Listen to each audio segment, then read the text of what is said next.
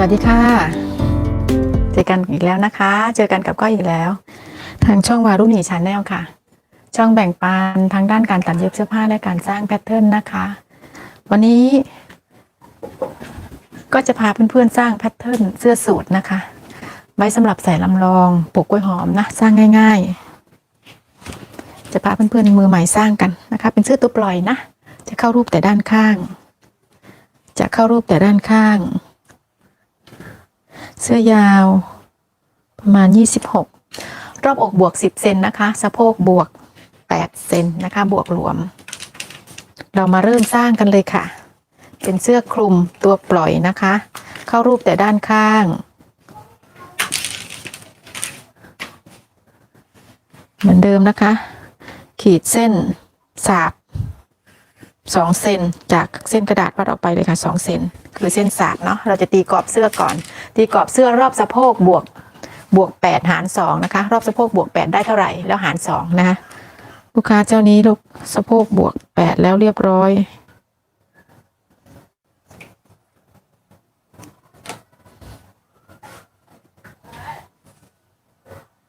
ได้ค่ะบวก8ได้112หาร2ได้56ใช่ไหม112บวก8แล้วได้112หาร2เหลือ56วัดจากเส้นที่เราเผื่อสาบแล้วเรียบร้อยนะคะไม่ใช่ริมกระดาษนะคะเส้นนี้วัดออกไปเลยค่ะเท่ากับรอบสะโพกหาร2เราจะตีกรอบเสื้อนี่ค่ะตีกรอบเสื้อ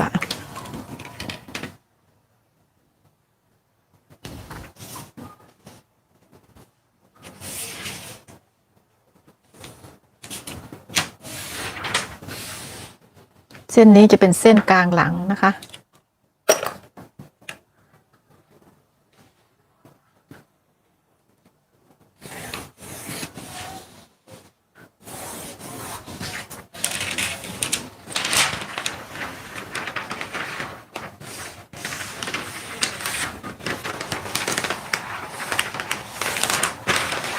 ขออนุญาตนะคะเดี๋ยวพับกระดาษเก็บเข้าไปก่อน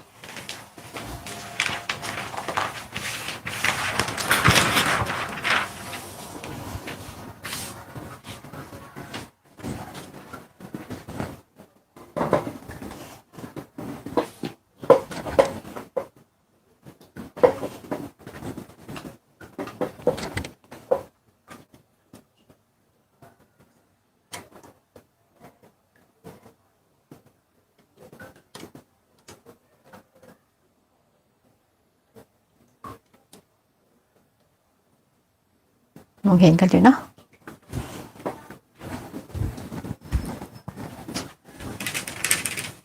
วัดจากริมกระดาษนะคะขวามือเรานะคะวัดจากริมกระดาษขวามือเราวัดลงมา10 เซนนะคะ10 เซนขีดเส้นเชื่อมเราจะได้เส้นคอนะคะจากเส้นคอวัดลงมาเท่ากับยาวหน้าที่เราวัดได้นะคะยาวหน้าที่เราวัดได้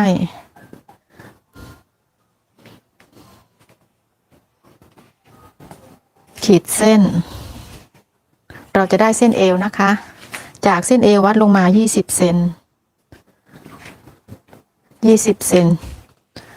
ขีดเส้นเราจะได้เส้นสะโพกล่างนะคะเส้นเอวและเส้นสะโพกล่างแบ่งครึ่งนะคะแบ่งครึ่ง10 เซนค่ะ10 เซนขีดเส้นเราจะได้เส้นสะโพกบนค่ะจากเส้นเอวกับเส้นคอแบ่งครึ่งนะคะแบ่งครึ่งเราจะได้เส้นหน้าอกนะคะเส้นนี้เราจะเรียกว่าเส้นหน้าอกค่ะเส้นหน้าอกกับเส้นคอแบ่งครึ่งค่ะ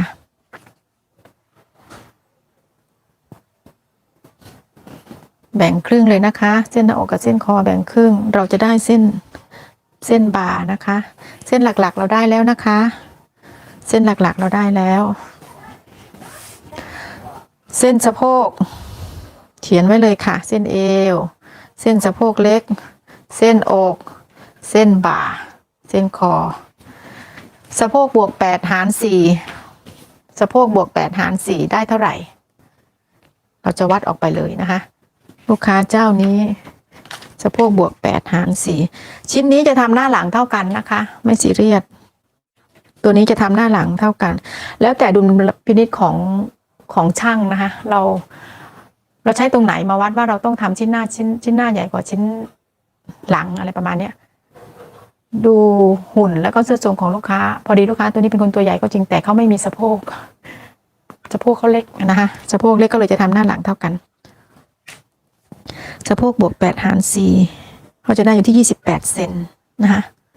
ตรงนี้เขาได้28เซนหน้าหลังเท่ากันวัดออกจากเส้นสาบที่เราขีดนะคะ28เซนออกไปเลยนะคะติ๊กไว้เลยติ๊กไว้ด้านหลังในส่วนที่เราตีกรอบไว้ตั้งแต่แรกเขาก็จะพอดีอัตโนมัตินะคะสะโพกบวก10หาร4บวก10หาร4ได้28เซนเหมือนกันเพราะว่าลูกค้าเจ้านี้เขาเท่ากันทั้งสะโพกทั้งหน้าอกนี่ค่ะแล้วก็ขีดเส้นเชื่อมหากันได้รูปทรงลักษณะนี้นะคะได้รูปทรงลักษณะนี้ต่อมาเราจะหาเส้นบ่านะคะหาเส้นบ่าหลังหาร2นะคะแล้ววัดออกมาจากริมจากเส้นสาบเลยนะคะบ่าหน้าค่ะบ่าหน้าหาร2นะคะติ๊กไว้เลยติ๊กไว้ก่อนนะคะหาเส้นกรอบคอวัดจากเส้นคอขึ้นมาถ้าคอสูงนะคะ7เซนมาตรฐานนะคะคอสูงใช้มาตรฐานไปเลย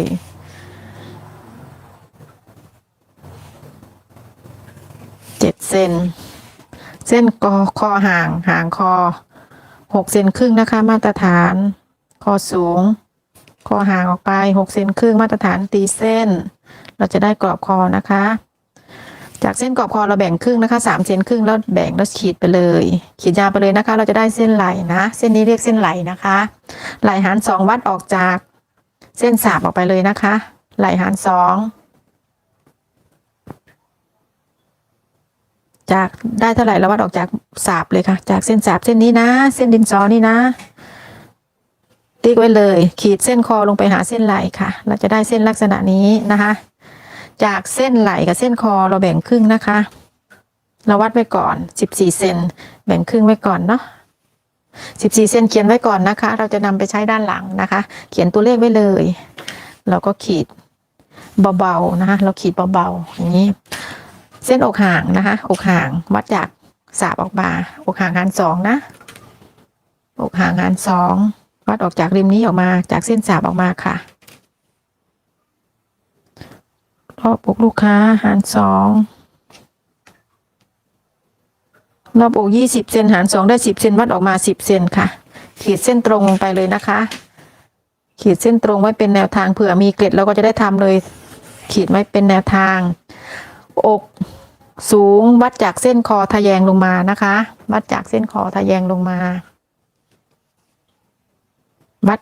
ทะแยงลงไปอย่างนี้เลยค่ะเราวัดอกสูงได้ถึงตรงไหนวัดทะแยงลงไปลูกค้าเจ้านี้อยู่ตรงนี้ทำกากบาทไปเลยนะไม่ว่าจะเป็นเสื้อตัวปล่อยหรือว่าเสื้อเข้ารูปอะไรก็แล้วแต่นะคะตรงอกสูงแล้วก็อกห่างเราจะต้องทำเอาไว้ถ้าเป็นเสื้อตัวปล่อยที่เราทำเอาไว้เพราะว่าเวลาเราวาดคอนะเราวาดคอกลมคอลึกคอแหลม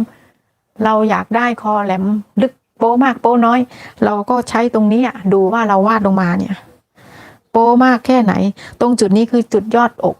ของเราที่เราวัดมานะคะช่วงอกห่างคือจุดนี้ที่กากบาทเอาไว้นะเวลาเราวาดคอเราก็จะได้รู้ว่าคอฉันวาดลงมากว้างขนาดนี้ถ้าพูดถึงกว้างขนาดนี้ตรงนี้จุดยอดอกเนาะเราก็จะเห็นเนินโป้ไปไหมเราก็จะได้กะถูกในเวลาเราวาดคอนะคะคือจุดนี้เราจะต้องสร้างเขาขึ้นมาไว้ก่อนนะคะจะทำเสื้อเข้ารูปหรือไม่ทำเราก็ต้องมีจุดนี้ขึ้นมาไว้ก่อนนะคะเพื่อเป็นแนวทางในการวาดคอเสื้อนะคะไปต่อค่ะทีนี้เราจะมาหายาวหลังนะคะเส้นเอวเราวัดขึ้นมาเลยค่ะยาวหลังเราวัดได้เท่าไหร่วัดขึ้นมาจากเส้นเอวเลยนะคะยาวหลังลูกค้าเจ้านี้ดูสิเขาผิดปกติไหมถ้าเกิน5เซนก็จะปรับแล้วนะก็จะไม่เอาละอันนี้เกินก็ไม่เอาละเขาเกินจากเส้นคอขึ้นมา5เซนก็ไม่เอายาวหลังก็ไม่เอาก็จะปรับมาเหลือ5เซนนะคะจากเส้นคอวัดขึ้นมา5เซนก็ใช้แบบมาตรฐานเลยเพราะว่ายาวหลังเขายาวผิดปกติเดี๋ยวเสื้อเขาจะกองนะคะนี่ค่ะวัดขึ้นมาจากเส้นคอขึ้นมา5เซนคือแบบใช้มาตรฐานเลยค่ะแล้วก็ขีดออกมาวัดจากริมกระดาษออกมา7เซนนะคะมาตรฐาน7เซนมาตรฐานขีดเส้นฉากเราจุดไว้แล้วขีดเส้นฉากขึ้นมานะคะขีดเส้นฉากขึ้นมาเราก็วัดจากเส้นฐานคอที่เราได้ขึ้นมา2เซนนะคะ2เซนได้เส้นลักษณะนี้ มองเห็นไหมคะมันตกกรอบไหมชิ้นหลังที่ก้อยเวลาก้อยวาดตกกรอบไหมมองเห็นอยู่เนาะ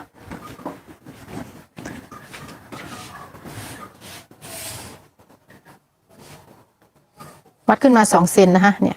จากเส้นนี้จะไม่ให้กระดาษเขาเลยตรงนี้เดี๋ยวเพื่อนๆมองไม่เห็นนะทีนี้บ่าหลังนะคะบ่าหลังหาร2วัดลงมาเลย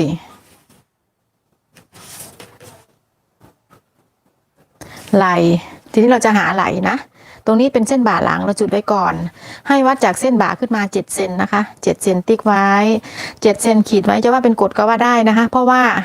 ยาวหลังตรงนี้เราปรับไปแล้วเราใช้แบบมาตรฐานไปแล้วนะคะเราใช้แบบมาตรฐานไปแล้วก็เลยจะวัดจากเส้นบ่าขึ้นมา7 เซน7 เซนเราขีดไว้ก่อนนะขีดอย่างนี้ไว้ก่อนทีนี้เราจะมาหาเส้นที่จะขีดขึ้นมาหาเป็นเส้นไหลของไหลหลังเราจะได้มาจากไหนคือเราจะนำเส้นคอกับเส้นตรงที่เราได้มาตรงเนี้ยวัดจากเส้นนี้ลงมาถึงเส้นคอนะคะว่ากี่เซนตรงนี้วัดตุกจากเส้นคอสูงข้างหลังเนี่ยคอหลังสูงขึ้นมาเนี่ยมันจะได้อยู่7 เซน7 เซนเราแบ่งครึ่ง3 เซนครึ่งนะคะเราจะนำ3 เซนครึ่ง 3.5 มาใช้ตรงนี้วัดขึ้นมา 3.5 ค่ะ 3.5 เราจะนำส่วนที่เราแบ่งครึ่งของ7 เซนตรงนี้นะคะจากเส้นเนี้ยนะแบ่งครึ่งเนี่ยตรงเนี้ย7 เซนแบ่งครึ่งได้3 เซนครึ่งเราจะนำมาใช้วัดจากเส้นบ่าขึ้นมา7 เซนติ๊กไว้วัดขึ้นมา3 เซนครึ่งเท่ากับจำนวนตรงนี้ที่เราแบ่งครึ่งนะคะโอเคนะเราจะได้เส้นไหล่หลังนี่ค่ะเราจะได้เส้นลักษณะนี้บ่าเส้นไหลที่เราวัดได้ข้างหน้า14 เซนถูกต้องไหมคะตรงนี้เราวัดมาได้14 เซนที่เราเขียนตัวเลขเอาไว้เราก็วัดจากเส้นคอหลังสูงเลยค่ะลงมาหาเส้นไหลนะคะ14 เซนถึงตรงไหนเราขีดเลย14 เซนถึงตรงไหนเราก็ขีดไว้เลยค่ะขีดไปเลยบางๆทีนี้ปัญหาก็คือลูกค้าเจ้านี้บ่าหลังเขาจะกว้างกว่าไหล่คนบ่าหลังกว้างกว่าไหล่เราต้องปรับแล้วนะคะตรงเนี้ยเนี่ยเขากว้างกว่าไหล่เลยเนี่ยขีดบางๆเนี่ยทีนี้เราต้องทำเกล็ดเสริม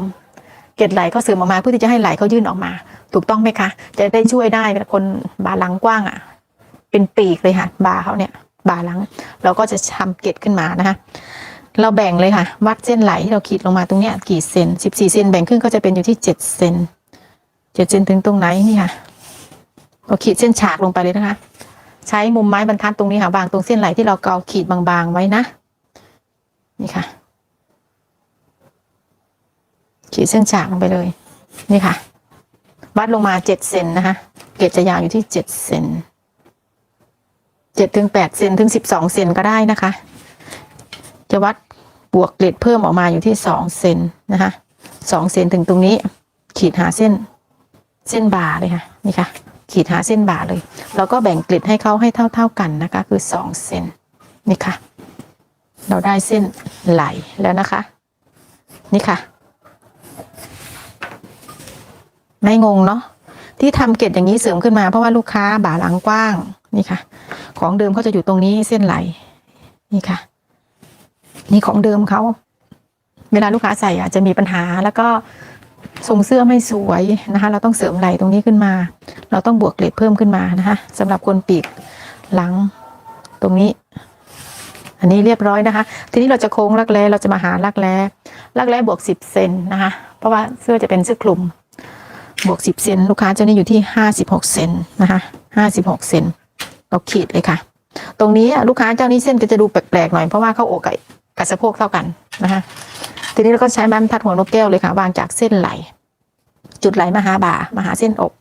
ขีดลงมาคร่าวๆซักลงมาสักประมาณครึ่งนิ้วประมาณ2 เซนประมาณเนี้ย1 เซนครึ่งลึก2 เซนประมาณนั้นนะคะเราวางคร่าวๆไว้ก่อนนะคะเราเกาเส้นบางๆนะคะเราขีดบางๆพอนะคะยังไม่ต้องเน้นเส้นนะเพราะว่าเดี๋ยวเราจะเช็คก่อนถ้าไม่ได้หรือยังไงเราก็จะมีการเอาขีดเข้าลงไปนะคะวางเส้นไหลกับเส้นบ่าให้บาลานซ์กันนะคะตรงนี้ทีนี้เราก็จะมาเช็คเลยค่ะเช็ครอบรักแร้ว่าได้56 เซนไหมนะคะ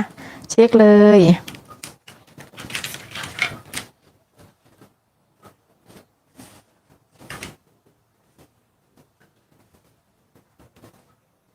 ได้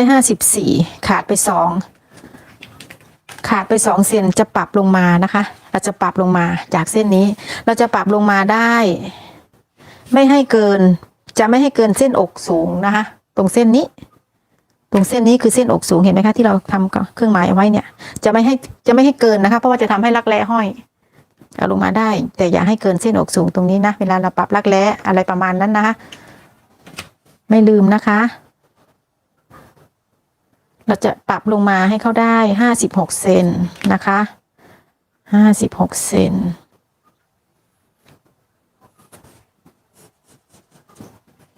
ปรับลงมาแล้วเราเช็คเลยค่ะได้56ไหม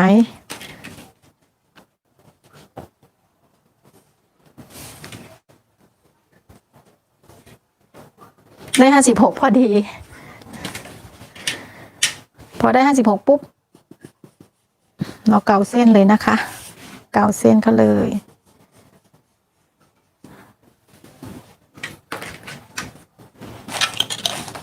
ทีนี้เราจะมาแต่งเอวนิดนึงเส้นเอวนะคะวัดเข้ามา2 เซนครึ่งจากตะเข็บข้างนะคะ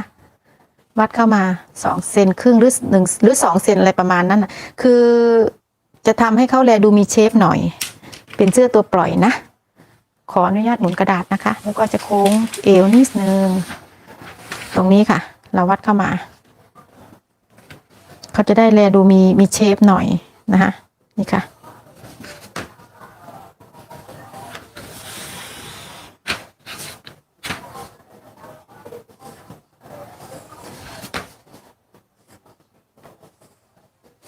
เดี๋ยวก็จะตีสะโพกเขาออกมา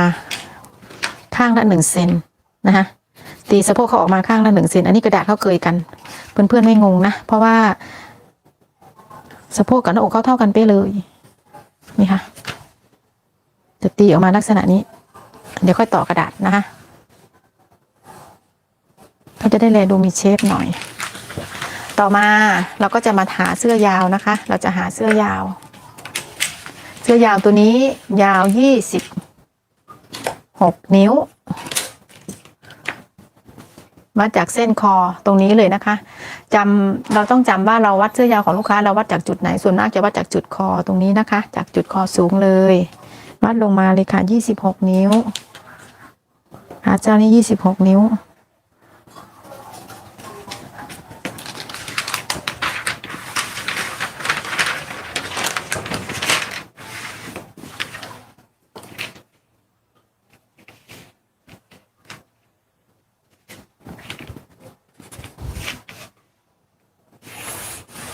เราขีดเส้นทีนี้เราจะปรับข้างขึ้นนะคะข้างละครึ่ง0.75 ปรับข้างขึ้นนี่ค่ะโค้งเส้นนะคะโค้งอย่างนี้เลยชิ้นหลังเหมือนกันนะคะเดี๋ยวตรงนี้ก็จะเสริมกระดาษนะ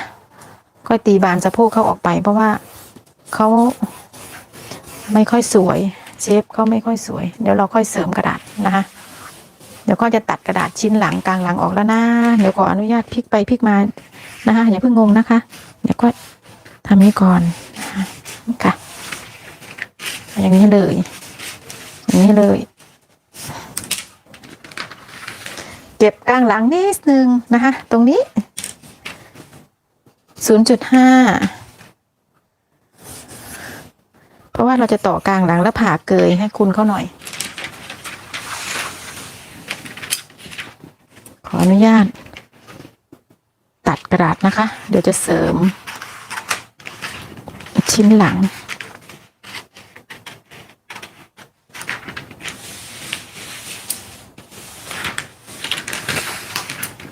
อย่าเพิ่งเวียนหัวนะคะ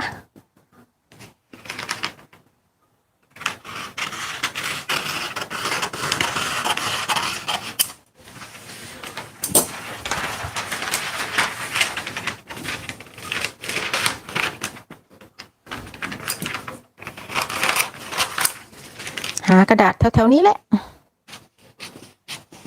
เสริมกระดาษก็ออกไปก่อนให้เขาดูมีเชฟหน่อยรวมหน่อยไม่เป็นไรค่ะเสริมอย่างนี้เลย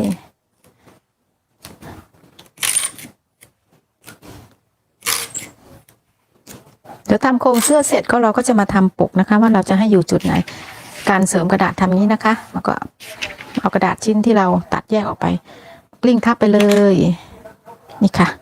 เส้นด้านหลัง เรียบร้อย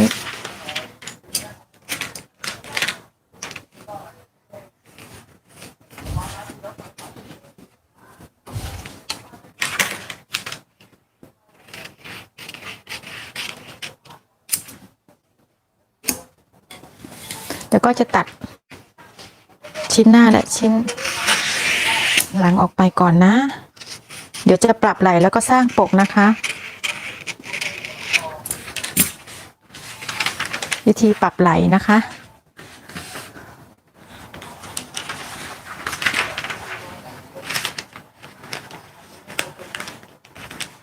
ตรงนี้เวลาเราไปตัดผ้าเราจะกลิ้งเกล็ดนะคะกลิ้งแล้วก็เย็บกับผ้าไปเลย เส้นนี้เกล็ดนี้ต้องมีนะคะสำหรับคนที่บ่าหลังเป็นปีกนะคะบ่าหลังกว้างกว่าไหล่ตรงนี้จะต้องมีนะคะตรงนี้จะต้องมีปรับไหล่นะคะให้เอาไหล่มาชนกันพับไหล่ชนกันเลยค่ะ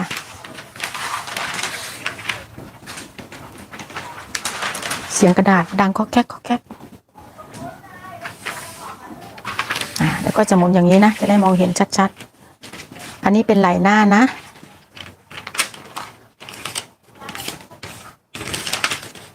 วางอย่างนี้เลยค่ะให้ชนกันตอนที่เราปรับไหล่นี่ค่ะเราก็แต่งรักแร้เลยนะเขาโค้งไม่สวยหรืออะไรเงี้ยเราแต่งเลยนะคะเพื่อนๆขาวงของวงแขนที่เราสร้างอ่ะเราโค้งเลยนะเดี๋ยวนี้ก็ใช้วิธีเข็มหมดกัดเลยค่ะจะมีเส้นรักแร้ที่เราโค้งได้รักแร้จริงเส้นนี้และเส้นนี้เราก็วัดเลยนะคะว่าเข้าจากตรงนี้มาตรงนี้เท่าไหร่นะคะนี่ค่ะวัดลงมาเลยค่ะอันนี้ได้ที่16 นิ้ว16 นิ้วเราก็แบ่งครึ่งเลยค่ะเป็น8 นิ้วถูกต้องไหมคะ8 นิ้ว16 นิ้วแบ่งครึ่งได้8 นิ้วชิ้นหลังจะต้องยาวกว่าไหล่หลังจะต้องยาวกว่าข้างหน้า1 เซนนะคะก็จะเป็น8ปัดมาเป็น8 นิ้วครึ่งเนาะถูกต้องไหมเราก็วัดขึ้นมาอย่างนี้8 นิ้วครึ่งของก้อยก็จะดีหน่อยตัวก้อยเป็นผ้าก็ใช้วิธีนี้เลยก็ใช้วิธีขีดอันนี้เส้นกลางไหล่ถูกต้องไหมคะนี่ค่ะอันนี้8 นิ้วอันนี้8 นิ้วก็ใช้ขีดเลยอันนี้เส้นกลางก็ปรับลงมาอย่างนี้เลยค่ะก็ใช้ขีดอย่างนี้เลยนี่ค่ะเนี่ยอย่างนี้เลยก็แต่งไหล่เลยนะคะแต่งแขนเลย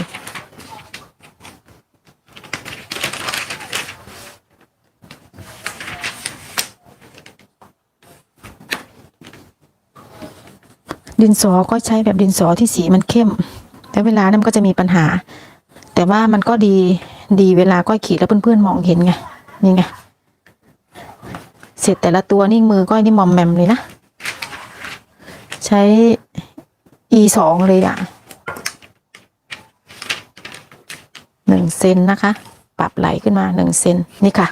เส้นนี้เราไม่เอาแล้วนะไหล่หลังเราไม่เอาข้างหน้าเราก็ปรับประมาณนี้เราไม่เอาแล้วนะเรียบร้อยแล้วค่ะการปรับไหล่พอปรับไหล่เสร็จนะคะเราก็โค้งวงแขนใหม่ได้ก็ดีนะคะโค้งวงแขนใหม่ได้ก็ดีเราเช็คนะคะเราต้องเช็คด้วยนี่ค่ะนี่ค่ะเขาสวยไหมตรงโค้งมุมเนี้ยเวลาเราไปเข้าแขนเดี๋ยวไม่สวยเราโค้งแต่งใหม่เลยนะคะโค้งเลยนี่ค่ะรอบตรงนี้56 เซนเราเขียนไว้เลยนะคะเวลาเราไปสร้างแขน56 เซนทีนี้จะมาสร้างปกแล้วนะคะเราจะมาสร้างปกแล้วสร้างปกวัดจากเส้นคอออกมานะคะอันนี้ที่ปรับแล้วจากเส้นคอตรงนี้เส้นสาบลูกค้าตัวใหญ่ก้อยวัดออกมา2 เซนเลยนะคะนี่ค่ะ2 เซนก้อยวัดออกมา2 เซนนะคะวัดออกมา2 เซนทีนี้ปกเราจะยาวถึงตรงไหนก็วัดจากเส้นเอวขึ้นมา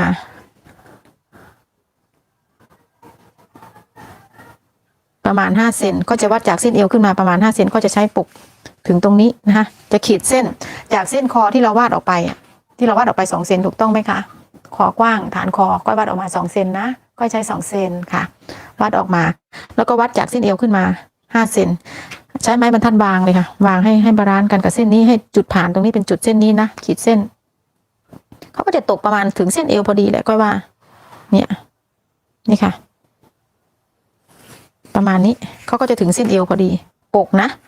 ตรงหักปกก็จะถึงเส้นเอวพอดีประมาณนี้ทีนี้ปกกล้วยหอมก็จะทำใหญ่อยู่ที่6 เซนนะคะตรงปีกเขาข้างบนนะวัดจากเส้นที่เราขีดตรงนี้ลงมาแล้วนะเนี่ยเส้นนี้นะคะวัดออกมา1 เซนครึ่งให้เป็นแนวทางตามสูตรที่เราสร้างปกนะคะนี่เลยอย่างนี้เลยนะคะขีดก็มองว่าปกลูกค้าอกใหญ่ก็จะเก็บตรงคอตรงนี้ดีกว่ารูปทรงเลยนะเดี๋ยวก็จะเก็บอย่างนี้เลยก็ใช้วิธีอันนี้มันไม่มีสูตรในที่อาจารย์เขาสอนเราไม่มีสูตรนะเพียงแต่ว่าก็ใช้ประสบการณ์กับการที่เราตัดให้ลูกค้าเป็นปกลักษณะนี้ก็จะเก็บตรงนี้มาหาเส้นรักแร้จะเก็บสักเอามุมนี้ดีกว่าเอามุมตรงคอนี้ดีกว่าก็จะเก็บอยู่ที่ครึ่งเซนหรือ 0.75 นี่ค่ะก็จะเก็บนิดหน่อยก็มองว่า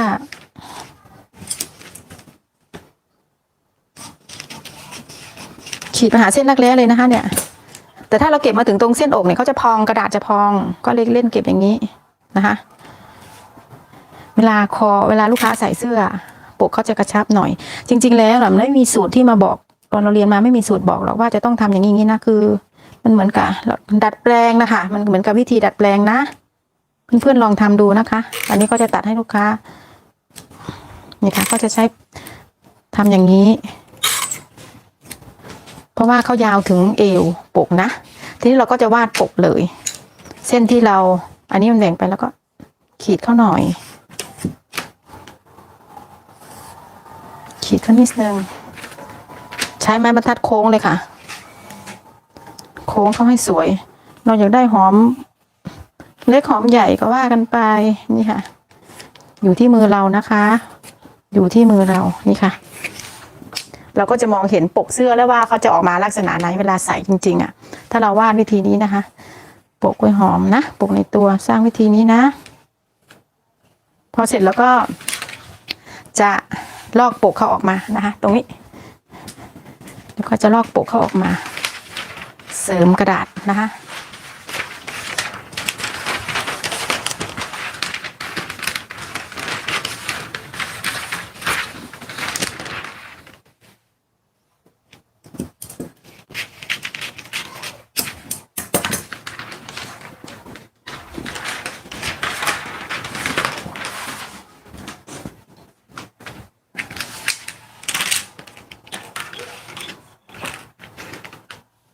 แทรกกระดาษเลยค่ะ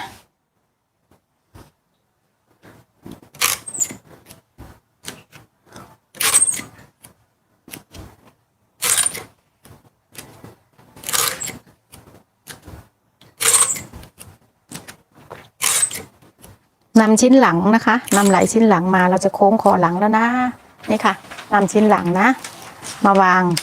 เส้นคอให้ตรงกันนะคะเส้นคอให้ตรงกันนี่ค่ะไหลให้ตรงกันโค้งคอหลังเลยค่ะตรงนี้วัดจากเส้นคอหลังลงมาครึ่งเซนนะคะ 0.5 นี่ค่ะโค้งเสร็จเราก็วัดนะคะว่าได้เท่าไหร่เราจะนำไปยื่นคอหลังลูกค้าเจ้านี้ได้10 เซนนะ10 เซนลูกค้าอ้วนนะเจ้าเนี้ย10 เซนนะคะเดี๋ยวจะวัดขึ้นไป10 เซนพอเราวาดคอเสร็จนะคะเราได้ปกเสร็จเราจะพับเส้นนี้นะคะเส้นริมนะคะเราพับเส้นนี้นะพับเส้นริมนะคะนี่พับเส้นริมในการที่เราปิดตรงนี้นะคะเวลาใส่คอจะกระชับความคิดส่วนตัวก้อยนะความคิดส่วนตัวก้อยเพราะว่าเวลาตัดให้ลูกค้าแบบไม่ปิดอ่ะสูตรแบบนี้นะของผู้หญิงอ่ะเนาะเวลาลูกค้าใส่เข้าไปมันจะแลดูแบบมันเปิดอ่ะแต่ถ้าก้อยใช้วิธีอันนี้เดี๋ยวก็จะตัดแขนเขาออกไปลงแขนออกไปเลยดีกว่าเขาจะได้ไม่ห่อกระดาษจะได้ไม่ห่อขออนุญาตนะคะตัวนี้จะเป็นเสื้อตัวปล่อยด้วยนะคะ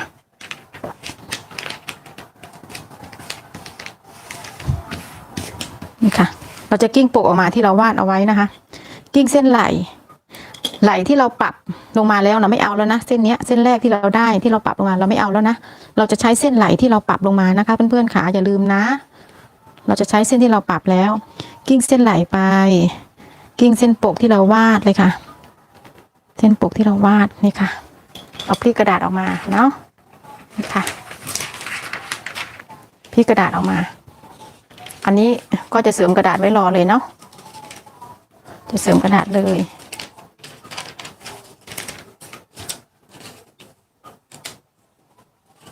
ก็เสริมกระดาษเลยนะ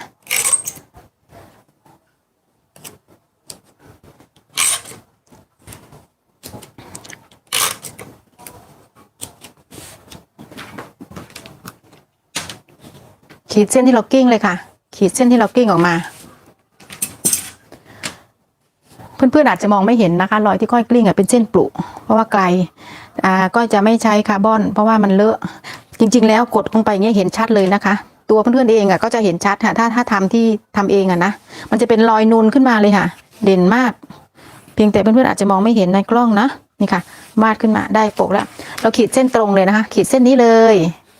ขีดตรงขึ้นไปเลยค่ะเพื่อนค่ะขีดตรงไปเลยนี่นะเส้นนี้ด้วยขีดไปเลย3 เส้นนี่ค่ะวัดขึ้นมาตรงนี้จากไหล่ขึ้นมาเท่ากับคอหลังที่เราโค้งได้นะคะคือ10 เซนนะคะ10 เซน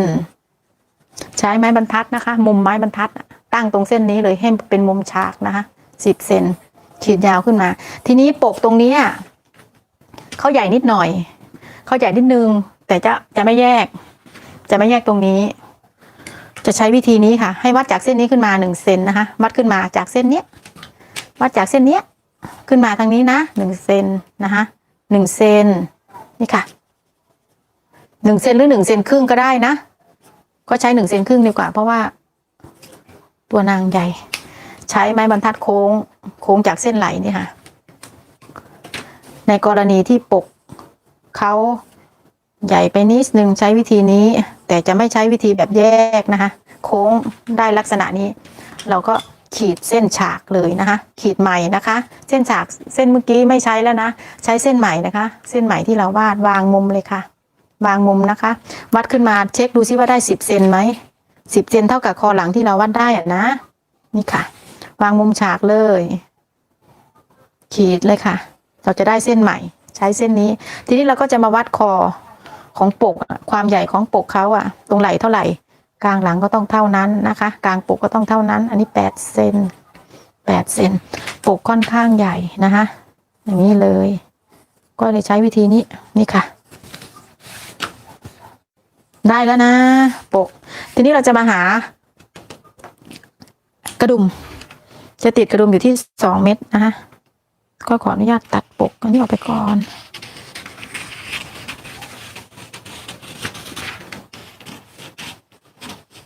สร้างแบบง่ายๆใส่ลำลองนะคะไม่ต้องคิดอะไรเยอะเดี๋ยวทำเสร็จจะให้เพื่อนๆดูแต่ไม่รับปากนะว่าจะได้เย็บประกอบให้รู้ไหมนี่ค่ะเราก็จะได้ปกเสื้อสูทสวยๆนะคะใส่แบบกระชับโค้งคอหลังลักษณะนี้นะคะทีนี้จะมาหารังกระดุมเห็นเส้นสาบเห็นเส้นเอวตรงนี้ไหมคะที่เราขีดตรงนี้ปกเขาอยู่ตรงนี้เนาะเราเถิบขึ้นมาหน่อยนึงแล้วก็จะเถิบขึ้นมาตรงนี้นี่ค่ะกระดุมกว้างอยู่ที่2 เซนพอจะใช้กระดุมอยู่ที่3 เม็ด3หรือ2ดีเอา3 เม็ดดีกว่าสวยๆนี่ค่ะกระดุมห่างอยู่ที่3 นิ้วนะคะ3 นิ้วนี่ไม่ได้บังคับนะคะไม่ได้บังคับนะแล้วแต่ความยาวของตัวเสื้อนะคะจะทำ2 นิ้วครึ่งก็ได้หรือ3 นิ้วครึ่งก็ได้แต่จะไม่เกิน3 นิ้วครึ่งนะคะถ้าเกิน3 นิ้วครึ่งเนี่ยมันจะไม่ใช่ละมันจะช่องไฟมันกว้างไปไม่ใช่ละนะคะอันนี้เราก็ได้รังกระดุมทีนี้เราจะวาดกระเป๋าทีนี้เราจะขีดกระเป๋าช่วงไหนดี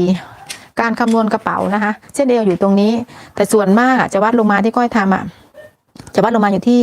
10 เซน6 เซนพูดผิดประมาณนี้อันนี้คือเส้นเอวนี่คือเส้นสะโพกเล็กถูกต้องไหมคะทีนี้กระเป๋าเราก็จะอยู่ประมาณนี้ในกรณีที่เสื้อทั่วไปเนาะแต่เสื้อตัวนี้เขายังมีความยาว ยังความยาวเสื้อเขายาวเราก็สามารถที่จะปรับกระเป๋าที่เราจะเจาะลงมาได้นะคะเราสามารถที่จะปรับลงมาได้ตามความยาวของตัวเสื้อนะคะค่อยปรับลงมาเลยนะเนี่ยนี่ค่ะค่อยปรับลงมาเลยใช้ความยาวของตัวเสื้อนะคะเราพิจารณาดูเลยนี่ค่ะนี่เราพิจารณาดู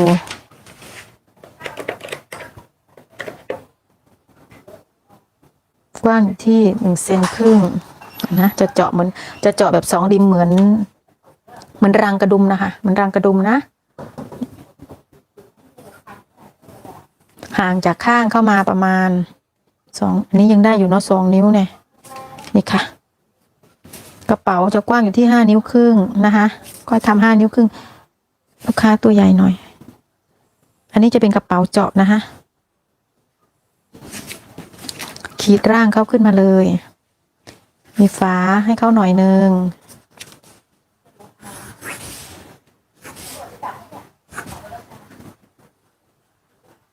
เดี๋ยวฝาเราค่อยทำต่างหากขออนุญาตหมุนนะคะเวลาเราจะตัดนะเราจะตัดแล้วก็กิ้งตรงนี้ออกไปตรงเส้นนี้เราจะเจาะเหมือนรังกระดุมนะคะอันนี้ตัวเสื้อนะคะทีนี้เราจะมาทำชิ้นหลังเราจะตัดชิ้นหลังออกไปก่อน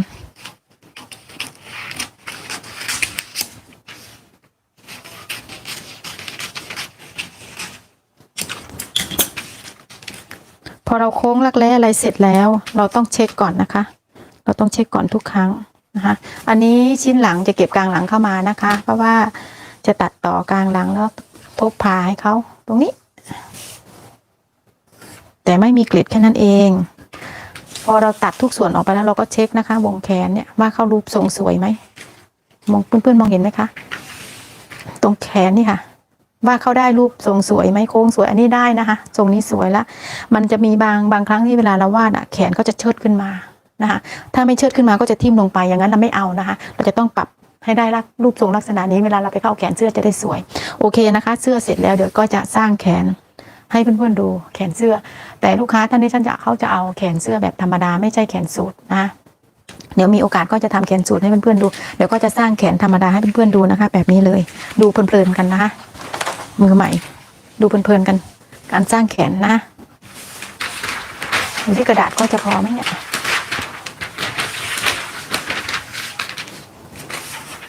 สร้างแขนยาวนะคะว่าจะเก็บยังไงแขนยาวแบบธรรมดาให้เขาแขนกระบอกแบบสวยหน่อยนึงนะคะ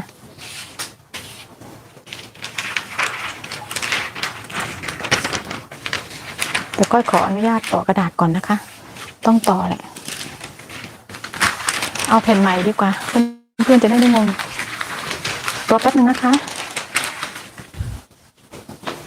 รอก้อยแป๊บนึงแล้วก็หยิบกระดาษก่อน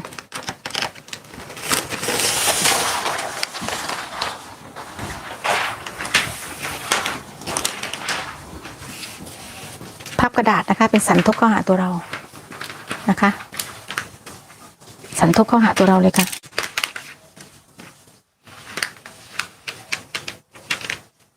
ก้อยกะกระดาษก่อนกรีดกระดาษเลยพับสันทบนะคะเดี๋ยวจะสร้างแขนแบบง่าย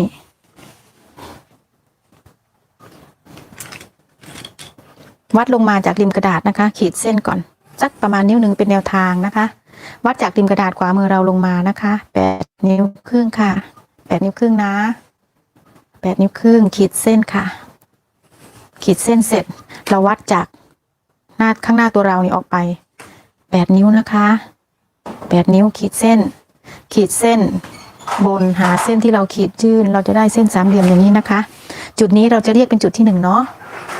ตั้งให้เป็นจุดที่1นะคะรักแร้เมื่อกี้ของเสื้อตัวนี้ที่ก้อยบอกเพื่อนว่าให้จดไว้56นะคะแขนหน้าและแขนหลังรวมกันแล้วได้56 เซน56 เซนแบ่งครึ่งค่ะ56 เซนหาร2เลยนะรอบรักแร้หาร2เลยค่ะแขนเสื้อนี้จะใส่สบายนะ56 เซนหาร2 28นะ28วัดออกไปเลย28ถึงตรงไหนเราขีดตรงนี้นะคะเราติ๊กเอาไว้ขีดเส้นฉากนะคะเพื่อนๆขีดเส้นฉากค่ะขีดเส้นฉากขึ้นมาอย่างนี้เลยค่ะ28 เซนตรงนี้เราแบ่งเป็น3 ช่วงนะคะหาร3ค่ะ 28หาร3นะคะ 9.3 แบ่งให้เท่ากันค่ะ 9.3 นะ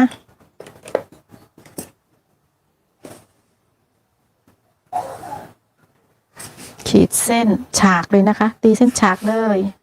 ตีเส้นฉากเลยค่ะจุดที่1คือริมกระดาษตรงนี้นะจุดที่2ค่ะจุดที่3จุดที่4จะเป็นเส้นใต้ท้องแขนนะคะจุดที่4จะเป็นเส้นใต้ท้องแขน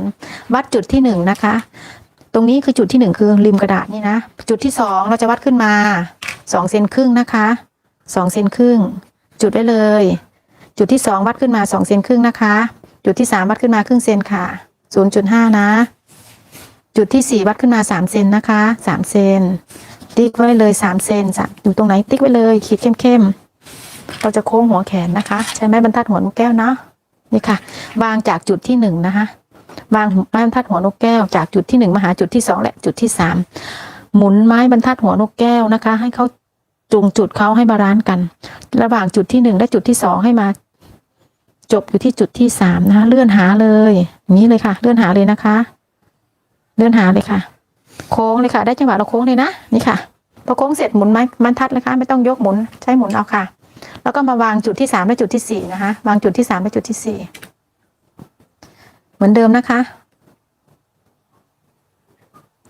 ให้เขาได้จังหวะก่อนเราค่อยไปนะคะนี่ค่ะได้แล้วนะอันนี้ที่เราโค้งเสร็จเรียบร้อยโค้งเสร็จแล้วนะทีนี้เราจะมาหาแขนยาวเราจะหาแขนยาวก่อนนะยังไม่ต้องกลิ้งเพราะเป็นเสื้อแขนยาวอันดับแรกแขนยาว54 เซนนะคะแขนยาว54 เซนวัดลงมาเลยจากจุดที่1เลยค่ะจากจุดที่1ลงมาเท่ากับแขนยาวเลยนะคะค่าท่านี้ยาว54 เซนวัดมาเลย54 เซนเราก็ติ๊กไว้เลยติ๊กไว้เลยทีนี้เราวัดข้อศอกเขาไหล่ข้อศอกเขาเท่าไหร่อย่าลืมวัดนะคะแขนยาวข้อศอกไหล่ศอกวัดลงมาได้ที่เท่าไหร่อันนี้ไหล่ศอก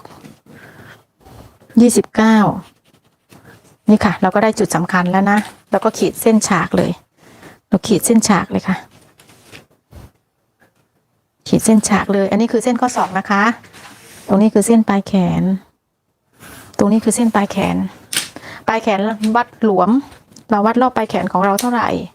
นะคะปลายแขนที่เราวัดของเพื่อนๆวัดได้เท่าไหร่ตรงปลายแขนยาวนะอันนี้ปลายแขนลูกค้าท่านนี้อยู่ที่เดี๋ยวต้องบวกรวมเรียบร้อยที่28 เซน28 เซนแบ่งครึ่งนะคะของลูกค้าท่านนี้28 เซนนะแบ่งครึ่ง14วัดไปเลยค่ะ14 เซน14 เซนวัดถึงตรงไหนเอาติ๊กไปเลยเอาติ๊กไปเลยค่ะตรงนี้ทีนี้ข้อศอกเพื่อนๆได้วัดเอาไว้หรือเปล่าคะข้อศอกอันนี้ของก้อยวัดลูกค้าไว้ที่ข้อศอก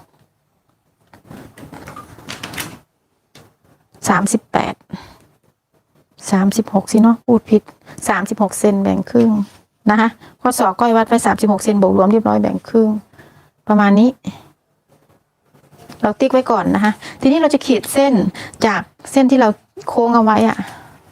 นะคะขีดมาหาเส้นปลายแขนเลยนะคะขีดมาหาเส้นปลายแขนเลยพอเราได้อย่างนี้ปุ๊บเราก็กลิ้งออกไปเลยนะคะก็ตัดก่อน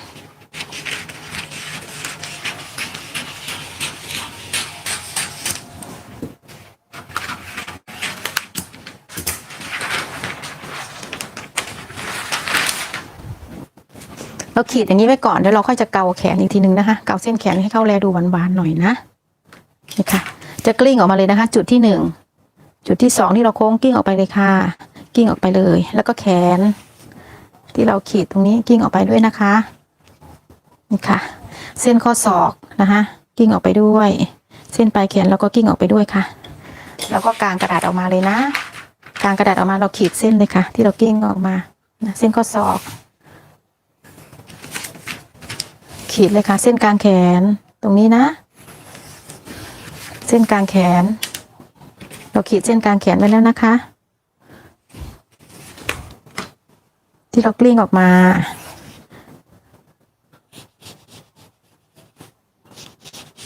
เบาๆนะคะเดี๋ยวเราต้องแต่งแขนใหม่ก็ไม่ได้กลิ้งเส้นตัดขวางออกไปขอโทษทีค่ะ นี่ค่ะดึงกิ้งเส้นนี้นี่ค่ะ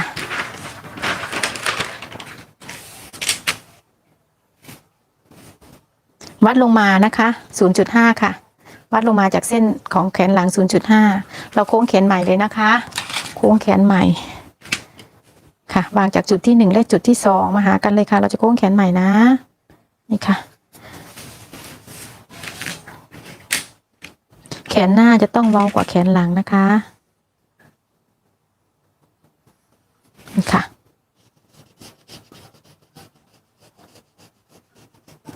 เราจะได้แขนหน้าแขนเสื้อผู้หญิงนะคะถ้าเป็นแขนที่ไม่ใช่รูดแบบพองแบบฟักทองอย่างเงี้ย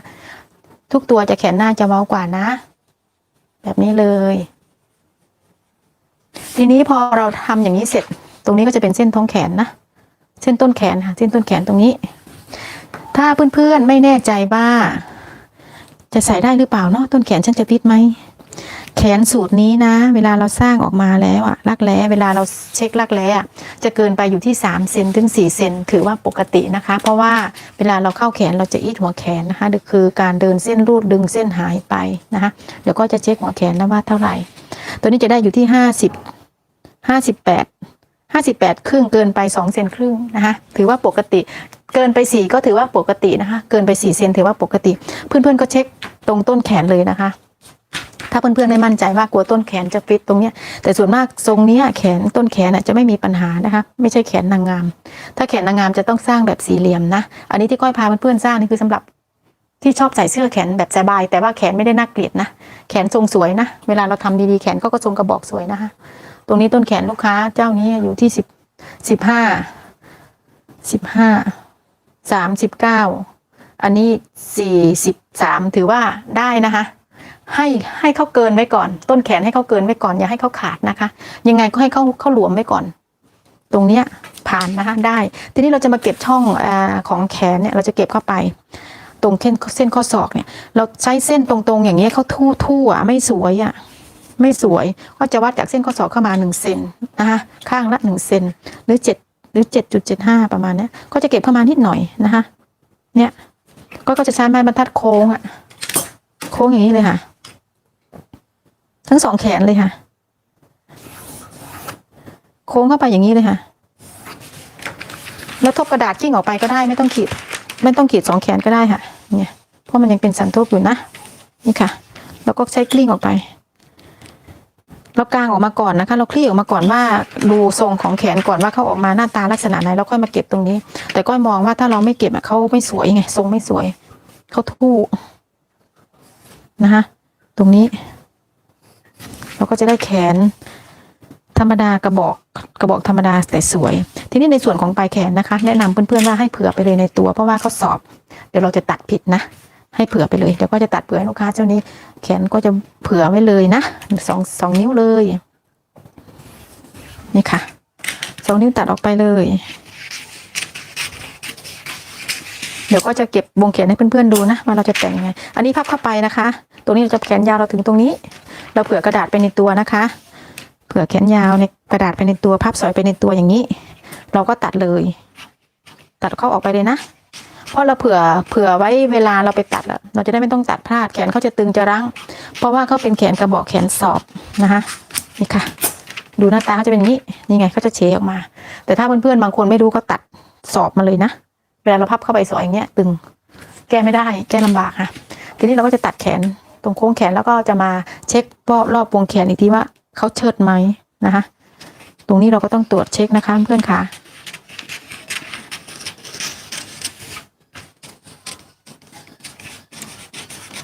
สร้างแขนสูตรนี้ใส่ไม่อายใครนะคะ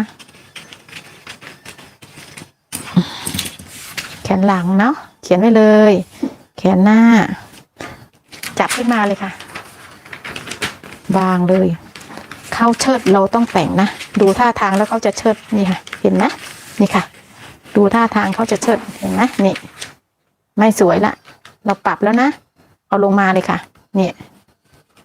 ค่ะแขนแต่ละไซส์ไม่เหมือนกันนะคะถ้าไซส์เล็กกว่านี้บางทีไม่เชิดนะนี่ค่ะ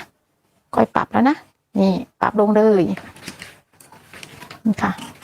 ทุกครั้งนะคะทุกตัวที่เราสร้างแขนนะอย่าลืมนะคะเพื่อน อย่าลืมเช็คถ้าเกิดเราไม่เช็คเราไปตัดอย่างนี้เลยมันจะเชิดเวลาเราเข้าแขนอ่ะทำไมแขนมันเข้าลำบากอ่ะมันแหลม